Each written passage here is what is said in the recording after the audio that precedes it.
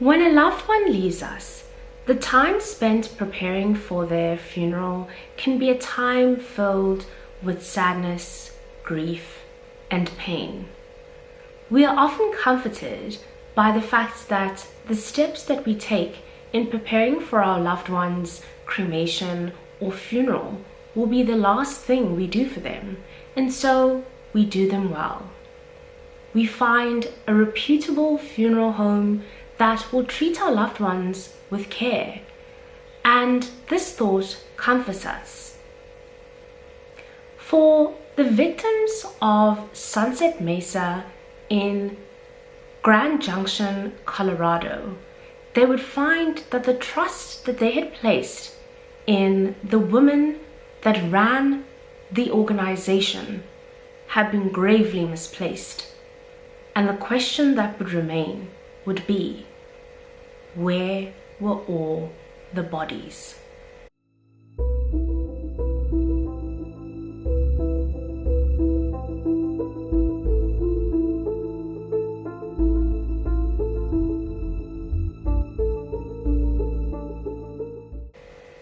Hi guys, I'm Dobozo, and this is True Crime After Dark, which, as the name suggests, is a true crime channel.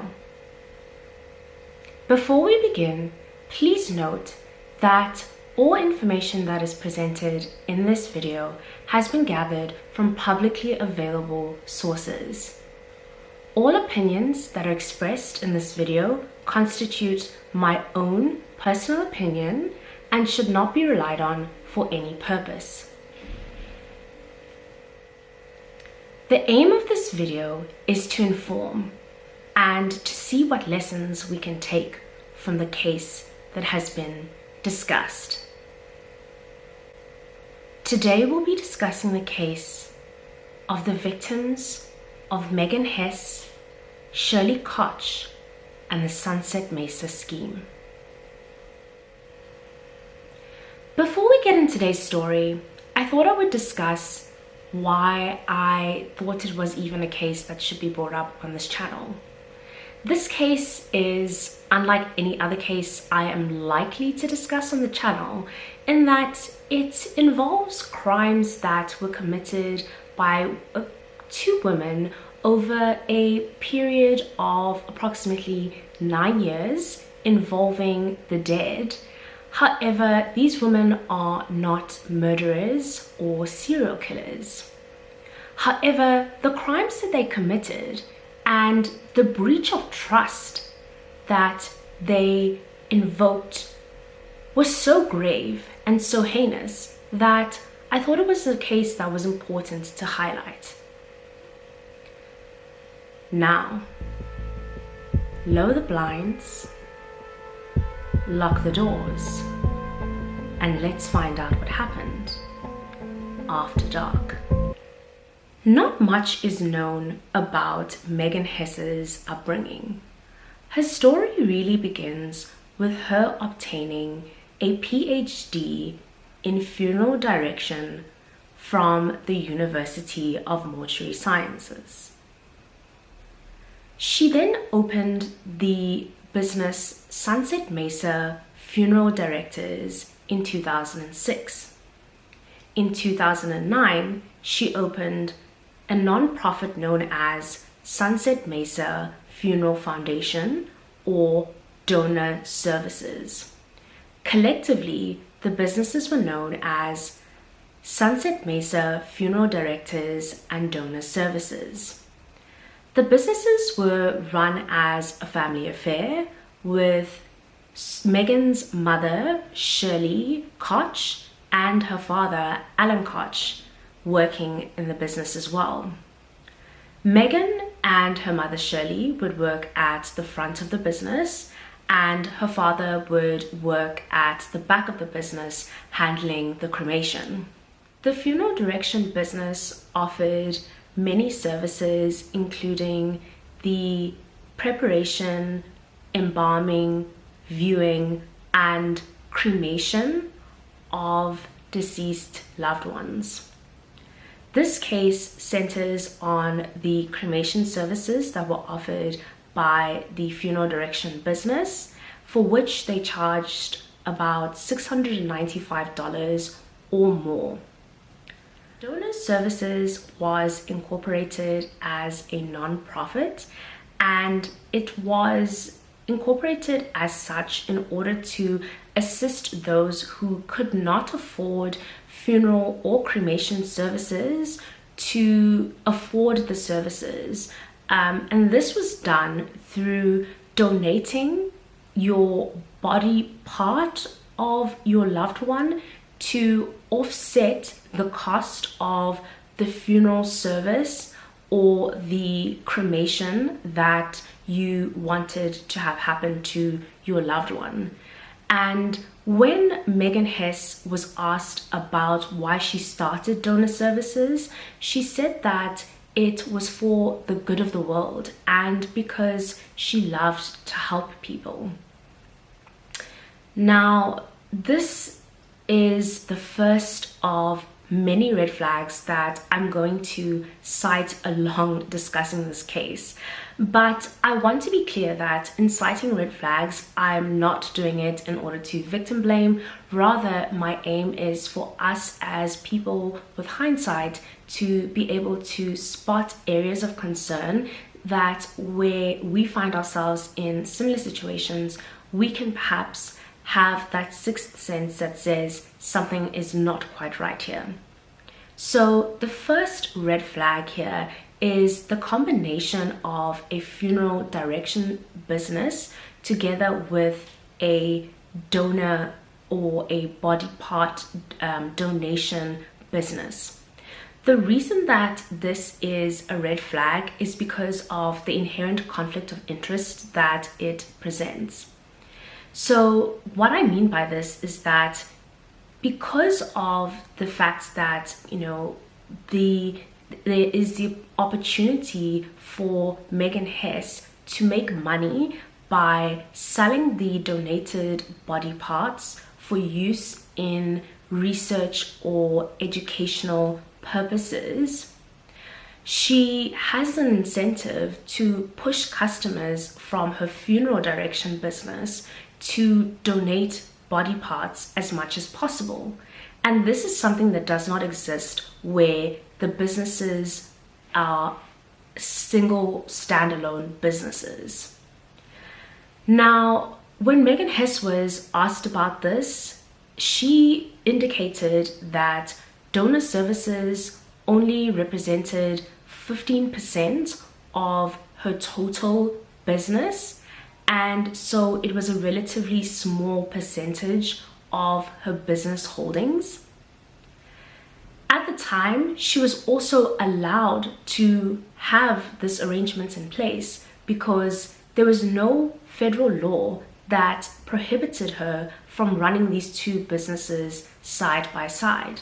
And so it meant that the situation could continue unimpeded without any regulatory authority to have oversight over her activities. However, as time went on, the facade that she was doing this to help people or that it was for the good of the world would crumble, and it became clear that the only people that were receiving any help from Sunset Mesa were Megan Hess and the Koches themselves. Now, we know that when people pass away, that there are various family dynamics and friend dynamics that are at play. There's often grief that is at play, but there's also other dynamics that can be at play and that can make the situation very difficult to navigate. In my opinion, Megan Hess and Shirley Koch were women that were aware of this and took full advantage of this. And in order for us to get a better understanding of what actually happened in their scheme, I am now going to discuss some specific cases of victims that were involved in their scheme. However, if you want to get more information about the full magnitude of just how many people were affected by this scheme, please have a look at the main sources that are listed in the description box below. The first case we're going to discuss is that of Hannah Harden. Hannah Mary Harden was born on the 12th of February 1991. She was born in Palisade, Colorado, to parents William and Diana Harden. She had 2 brothers and 3 sisters. She was somebody that was an avid sportswoman, and she loved to play basketball, soccer, and could always be found outside kicking a ball. She was somebody that was said to be an advocate of family and was somebody that loved to spend time with her nieces and nephews. When it came time for Hannah to further her studies, she decided to study psychology at the University of Colorado Mesa. On the 15th of March 2014, when Hannah was just 23, she passed away suddenly. The death was understandably difficult for her family, but in particular her mother, Diana. When it came time to choose the funeral home that would be responsible for Hannah's last send-off, the family chose Sunset Mesa. They paid $3,845.21 for the preparation, embalming, and the viewing of Hannah's remains. At no point in time was the donation of any of Hannah's body parts or body ever discussed with Sunset Mesa. Hannah's cremains were returned to her family, and Hannah's mom kept them in a container above her bed in an effort to keep her daughter close to her. But she would soon learn that what she believed to be her daughter's remains was nothing more than an insensitive cover-up. The next case we're going to discuss is that of Harold Kressler. Harold Kressler was born on the 9th of August, 1931. He was born in Colorado, and he obtained his general education diploma, otherwise known as a GED. He thereafter went to serve in the armed forces during the Korean War for a period of 5 years between 1951 and 1956.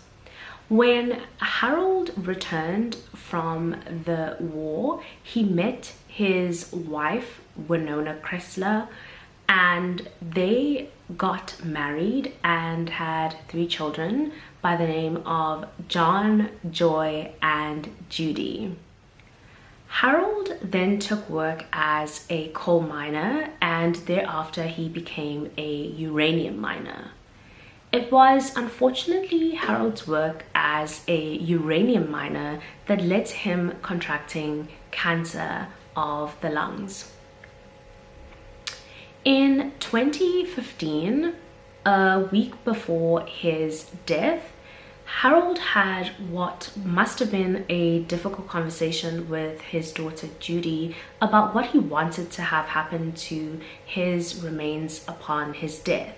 He said that he wanted to donate tissue samples from his lungs in order to assist with research in developing a cure for cancer.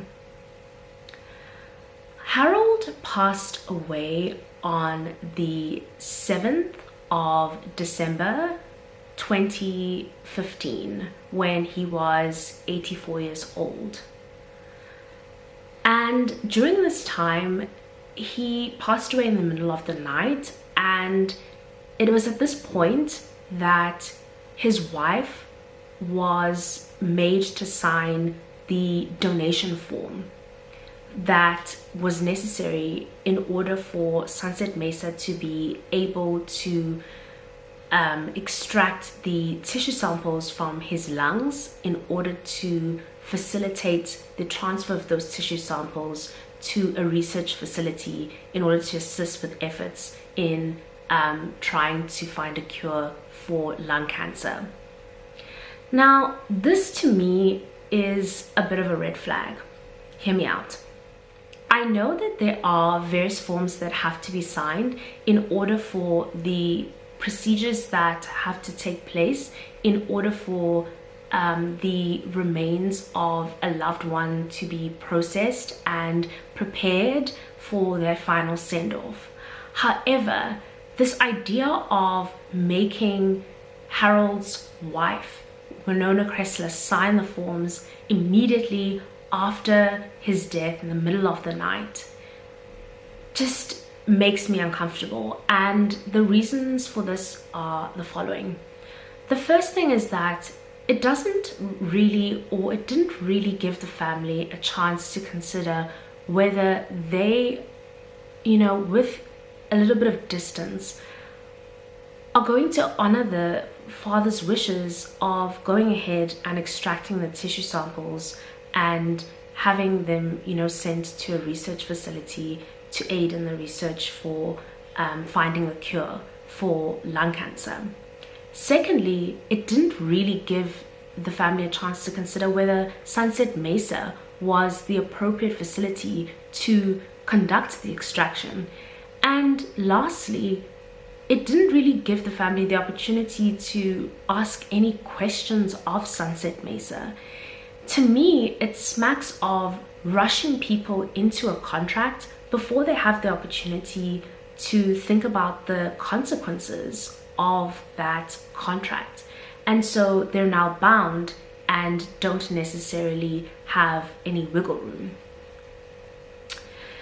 Soon after, the contract had been signed and the family was bound, things started to go awry.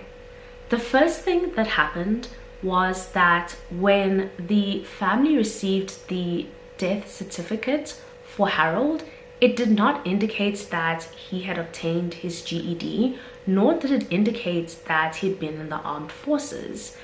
And when the family called Sunset Mesa asking them to remedy this, they were actually asked to pay a fee of $85. And this was something of a habit for Sunset Mesa, where if they made mistakes, they would make their customers have to pay for them.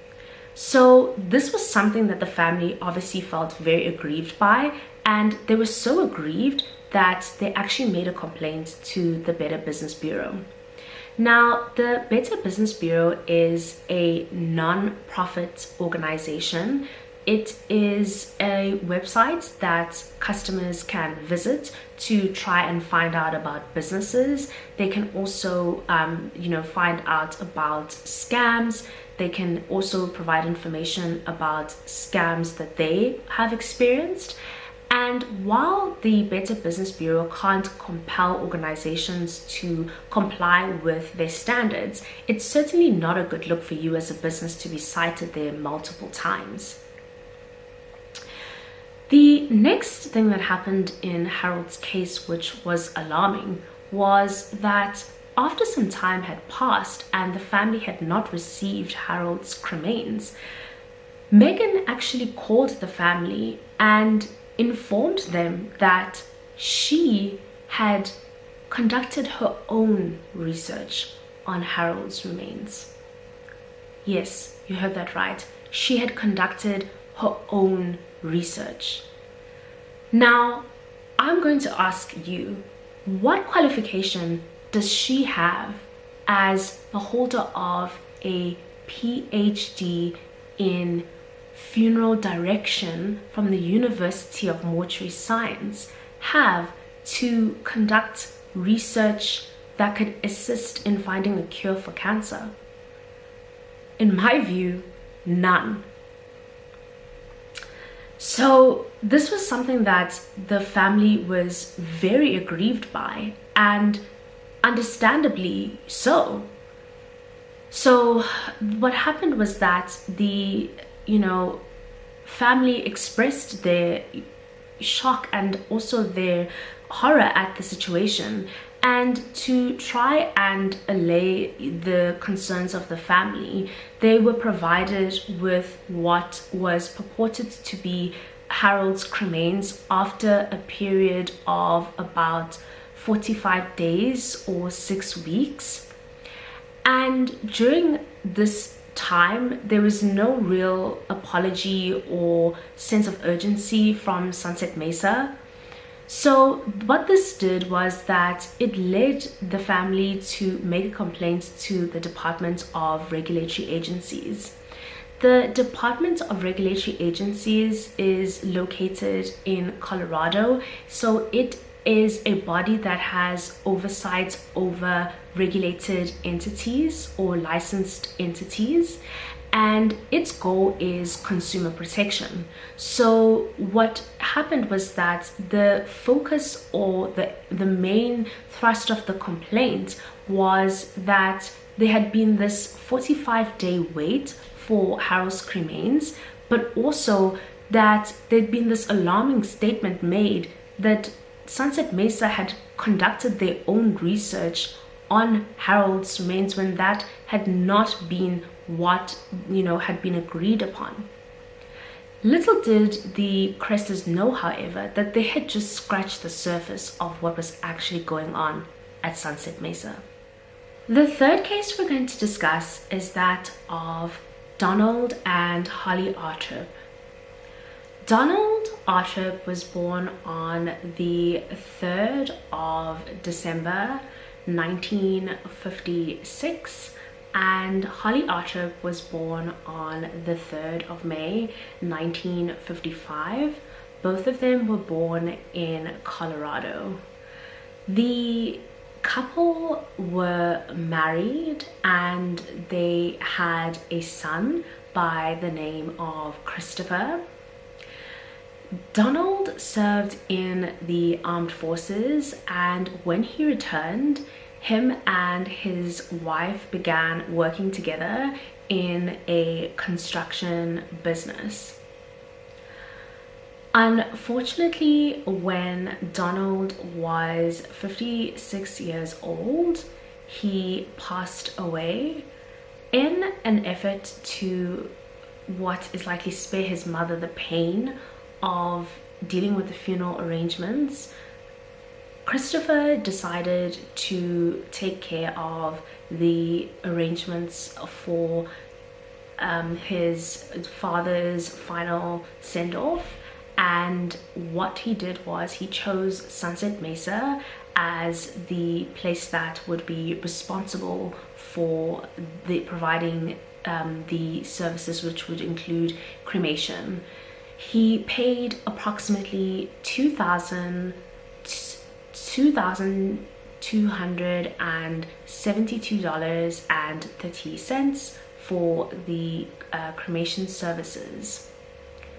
At the time of his father's death, he was wearing a gold chain with approximately 3 or more gold pendants that were on them. And this chain was not returned to the family, even though the family had a right to the pendant. Unfortunately, 3 years after the death of his father, Christopher would once again have to confront grief as his mother passed away at the age of 59 years.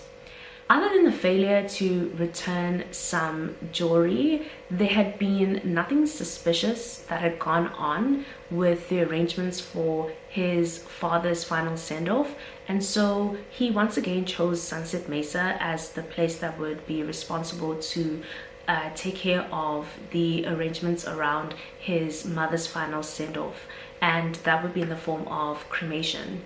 This time he paid between $3,200 and $3,500 for the services.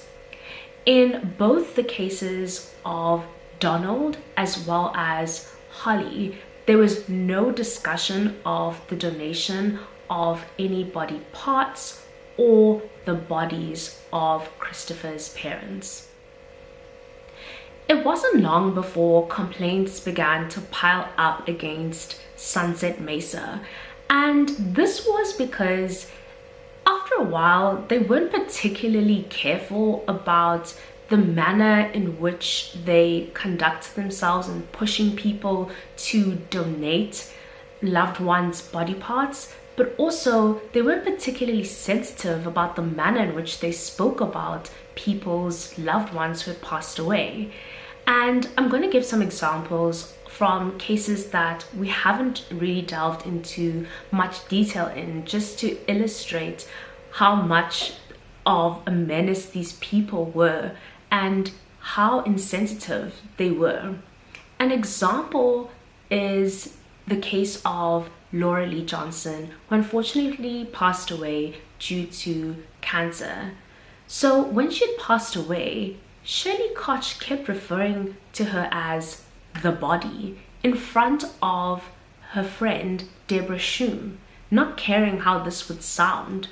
And this is something that I find particularly insensitive, and I don't know about you, but I just think that, you know, there are better ways to talk about somebody's loved one who has passed away. And Megan Hess also got involved in the manipulation in this case, in that when Deborah Shum arrived on the scene, she realized that she had forgotten her debit card. And when she tried to, express that she needed to go back, to get her debit card, she was manipulated in a moment of vulnerability by Megan Hess to instead donate Laura Lee Johnson's bladder in order to offset the cost of the cremation, as Megan Hess said that the business did not take credit cards. Another example is the case of William Valentine. So William Valentine had passed away, and it was the middle of the night, and Shirley Koch arrived on the scene and was heard making a statement to the effect that they needed to hurry up because the body was decomposing. And I don't know about you, but to me, once again, this is just such an insensitive statement to make about anybody's loved one who has passed away. Why would you bring that up in such a devastating moment? And why would you be so insensitive as to speak of a person's loved one that way? Finally, there is the case of Thomas Stover. So what happened in that case was that he was a man that passed away suddenly in his office, and no one knows how, but Sunset Mesa, in the form of Shirley Koch and their van, arrived on the scene and was quick to take the body into the van, and they made it onto the scene before his wife could arrive on the scene. And when his wife arrived on the scene and asked officers if she could, go and see her husband, she was told she couldn't because the van with her husband's body had already left. Now, to me, this is crazy, because who called Sunset Mesa and how did they even arrive on the scene? In 2016, Reuters conducted an investigation into the affairs of Sunset Mesa, particularly the idea that there were two businesses that existed side by side. That is a funeral direction business as well as this donor services business that existed in a way that people typically did not operate in the funeral services industry because of the scope of a conflict of interest, as I've already indicated.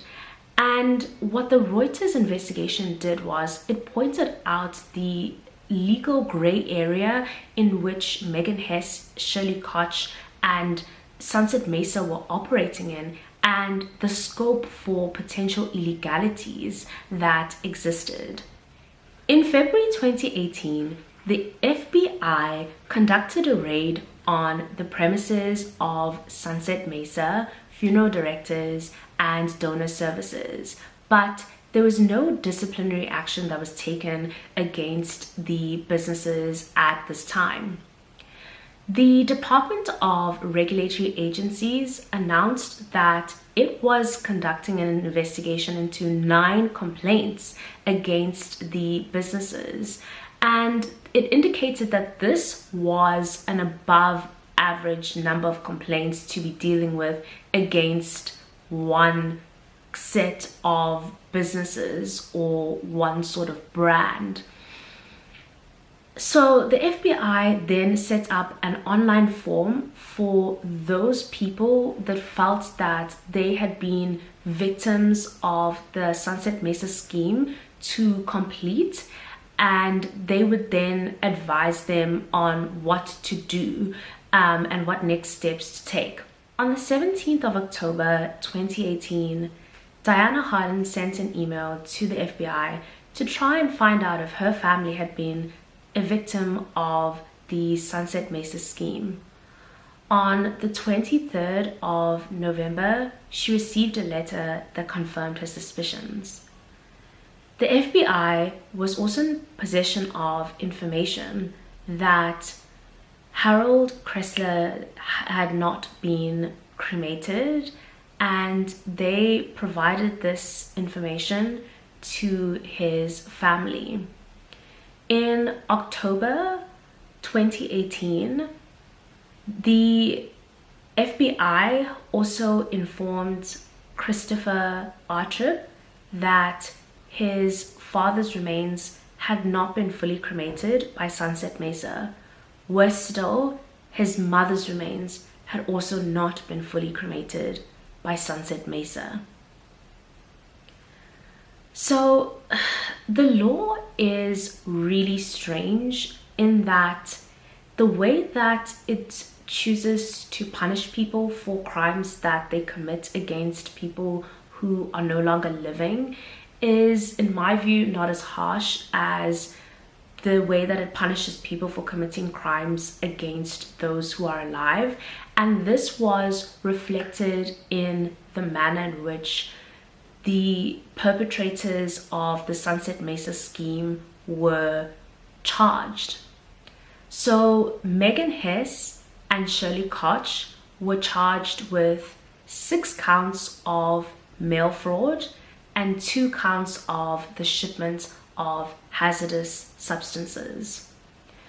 While Alan Koch was not charged criminally, he was charged together with Megan Hess as well as Shirley Koch in civil suits that were made against Sunset Mesa and Donor Services. So I keep referring to the scheme, but what actually was the scheme? What was going on at Sunset Mesa Funeral Directors and Donor Services? Well, once the matter was litigated, it was found that the scheme involved essentially the following elements. The first thing that would happen was that Megan and Shirley would use what I believe, or in my opinion, is manipulation and coercion to draw family members into their business and have them donate body parts or bodies in certain instances of family members in order to offset the cost of cremation. And this to me is something that is egregious when you think about the fact that they actually charged people for these services. When we go back to the beginning of this video, Remember how we talked about how donor services was initially started as a non-profit to help people who could not afford to pay for funeral services or cremation services, and that they would do this by donating body parts to offset the cost of the cremation services. But what ended up happening was that if you donated a body part, you were charged $195. And if you wanted the cremains returned to you, you would be charged another $300. And when it gets down to the extent of the madness that was actually going on at Sunset Mesa, this just makes my blood boil. The second part of the scheme was that instead of the body parts or the bodies that had been donated by family members, being, used in a way that was intended by the family members, so donated for science or research purposes, they would instead be sold for use in science or research purposes. This would also happen if family members hadn't consented to their family members' body parts or bodies being sold for research or medical study purposes. So what this means is that Megan Hess and Shirley Koch would lie, and they would forge paperwork, and they would essentially say that they had the consent of people's family members to have these bodies sold to what are known as body brokers. So we'll get into what body brokers are in a second, but that is the heart of the scheme. They were essentially funneling bodies from their funeral director or funeral direction business to the body brokerage or the body donor business and selling them without consent. This part of the scheme proved to be very profitable for Megan and Shirley, and they were often actually heard to be making inappropriate comments. And some of those inappropriate comments included statements that were heard by a woman by the name of Carrie Escher, who worked with Shirley Koch. And she made a statement about gold teeth that she had removed from the bodies of people's deceased loved ones.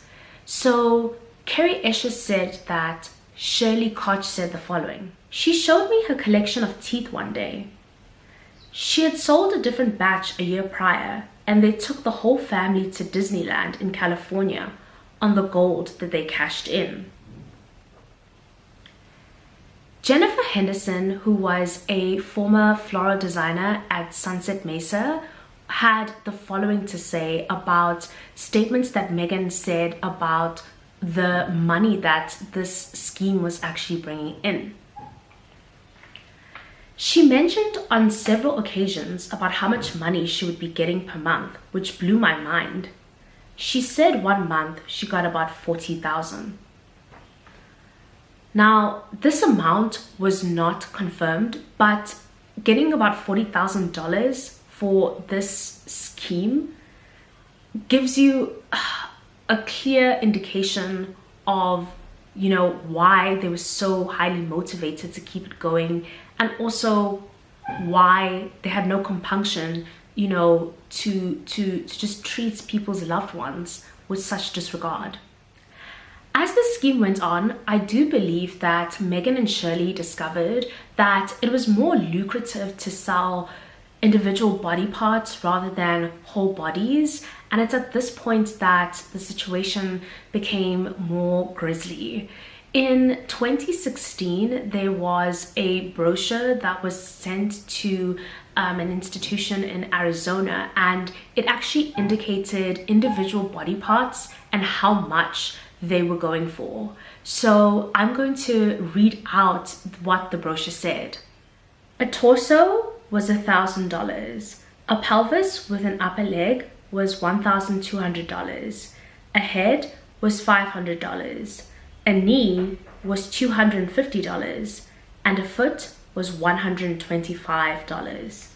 It was alleged that Shirley would do the following. She would dismember the corpses using a power saw, stack the pieces in coolers, and when there wasn't enough room, in the back of a flour refrigerator. After that, it was alleged that Alan would prepare the bodies and he would then basically arrange for them to be sent off. The third part of the scheme was where the body brokers would get involved. So what are body brokers? Body brokers are what are referred to as non-transplant tissue banks. So this means that they don't handle organs for the purposes of organ transfers, and so they're not subject to the same federal regulation as those parties that deal with organs for the purposes of doing organ transplants. So this was a legal loophole or a legal gap that I believe Megan was aware of and she took full advantage of. So body brokers are places like the American Plastination company, MD Global. They are places like the Innovate Institute, etc. And these are organizations that are typically involved in using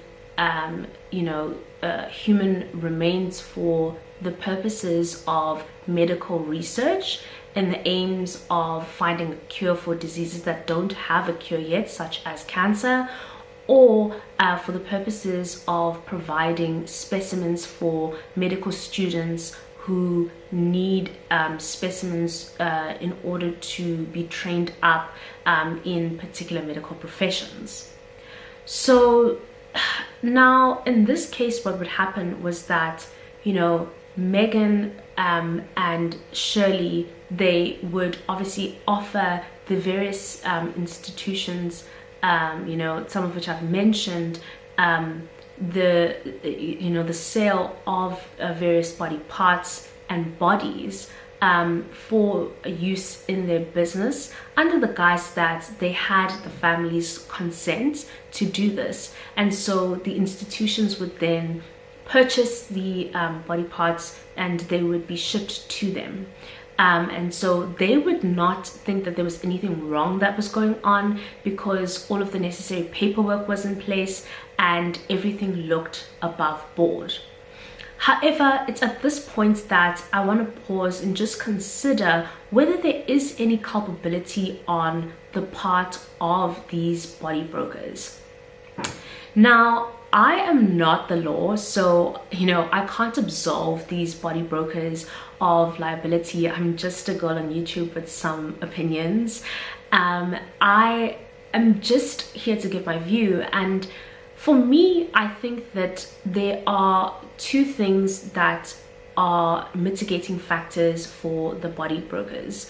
So the first thing is that there were a large number of body brokers that had these body parts, scattered amongst them. So, the scheme, was manufactured in such a way that Megan and Shirley made sure that they offered various, body brokers various body parts over time. And so as a body broker, you're not likely to have suspicion aroused if you're not getting a large volume of body part offers from a single broker. You're not necessarily going to think that something is wrong. Another thing that I would like to point out is that Megan was a woman that was particularly skilled at paperwork and manufacturing paperwork, in my opinion. And the reason I say that is you would have seen that I would have used, you know, the air quotes when I said she had a PhD in funeral direction from the University of Mortuary Science, because that PhD was later discovered to be nothing but a falsehood. She had manufactured that. And when she was actually confronted about that, the only thing that she did was she simply removed the reference to the PhD from her website, and she just changed the wording to say that, oh, I'm a person that loves to help people, and that's why she got into the funeral direction business. And so she was able to simply smooth it over and pretend that that whole blunder had not happened. And so for me, I think it speaks of a person that was highly motivated and could manufacture the necessary paperwork where required in order to pretend that she had everything that was necessary in place in order for, you know, the sale of these body parts to go on. Now, a factor though that is an aggravating factor, or that goes against the body brokers, is that it's been said that when we look at the prices for which these body parts were being offered, they were being offered for below market value, and that is something that should have raised a red flag and made them aware of the fact that there was something that was wrong here, something that is awry, and something that, you know, should have made their own red flag rise, and for them, you know, to have a sixth sense that perhaps something not quite above board is going on. How is this one funeral parlor able to offer us, or how is this one funeral parlor / body brokerage able to offer us, you know, body parts below market value consistently? So what happened to the victims that we discussed in this case? We'll begin with Hannah Harden. As you know, when Hannah Harden passed away, there was no discussion of the donation of either her body or any of her body parts with Sunset Mesa. However, it was discovered that her spine had been sold to American Plastination by Sunset Mesa. American Plastination was a company that provided educational material for students, and they did this for a period of 20 years. However, due to the numerous lawsuits that they encountered as a result of their involvement with Sunset Mesa, they subsequently filed for bankruptcy and shut down. So Hannah's mother has been very vocal about how she feels about what has happened to her daughter, and she's obviously very upset and has had the following to say. I just can't believe she may not be in there, which she's probably not. So this is when she's referring to the urn that has the cremains that she was given by Sunset Mesa. She's also said, it's very hurtful to lose a child, but then I lost her again. She also says that she hears Hannah calling her, asking her where she is, which is so just devastating. She has said, I grieve in silence. I'm very sad. I'm very angry. My baby girl wasn't given the dignity to be put to sleep the way she should have been. And I think, to me, that is the heart of this case. It's the idea that when we want to honor our loved ones with that final send-off, we want to do it in a dignified manner. As I said, we hand them over to people we believe will treat them with care and dignity. And this was something that Sunset Mesa failed to do. In the case of Harold Kressler, as we know, his family had only authorized Sunset Mesa to extract tissue samples from his lungs for the purposes of aiding in research for lung cancer, but it was found that Harold's entire body had been sold to a body broker, and Sunset Mesa had forged the records indicating that the family had consented to this. When the FBI tested the cremains that were alleged to belong to Harold Kressler, they were found to have tooth caps, shattered glass, wire, and the plastic handle of a Swiss Army knife. These were all items that were not on Harold at the time that he passed away. And so this was a case where his whole body had not been cremated as his family had wished.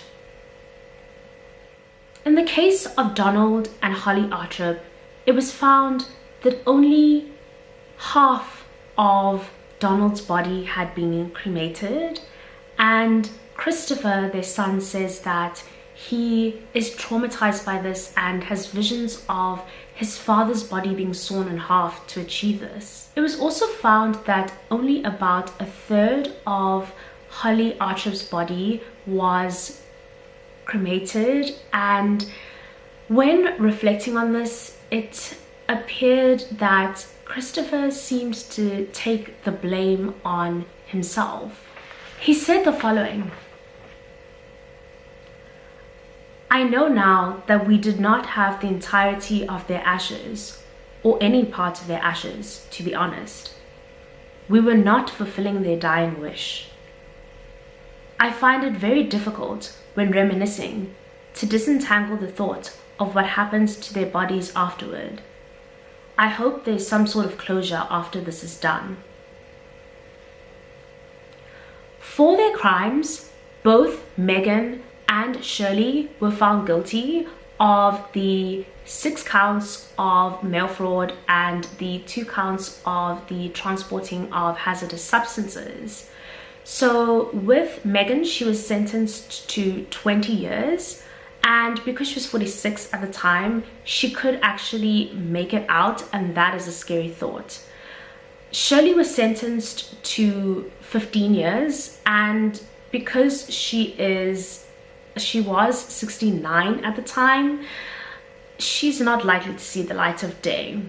There were some reforms that came about as a result of this case. The first of which is that it is a felony to abuse a corpse. The second is that it is now unlawful for a person who owns a funeral direction business to have a majority share in a body brokerage. And the third of which is the Department of Regulatory Agencies is now allowed to go into the premises of funeral directors and actually inspect if they receive a complaint. Whilst these reforms came too late for the victims in this case, I do hope that they can help others in future. That's it for today's case coverage. If you took something from today's case, please like this video, comment below, and subscribe if you're new. Stay safe, and I'll see you next time. After Dark.